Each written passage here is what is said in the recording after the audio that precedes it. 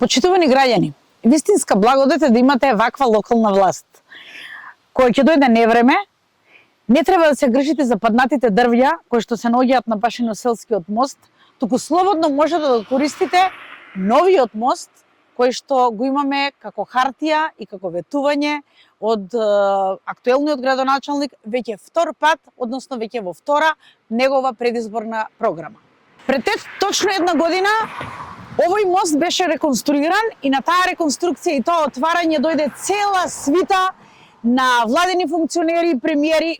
Оп, извинете на реконструираниот мост моментално.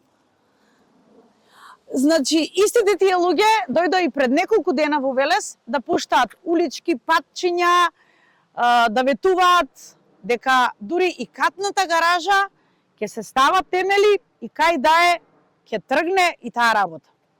Кога се направи новиот мост, проект треба да се направи за рушење на овој мост, затоа што може да се случи да се сруши овој па да направи очитување на новиот мост. Така да имаме два проблеми, не е само еден проблем. Треба да се види до каде е проектот и дали воопшто постои. Ако не, треба да се фати еден првите приоритети, прво проектирање. И сакам да го прашам актуелниот градоначалник и актуелниот премиер.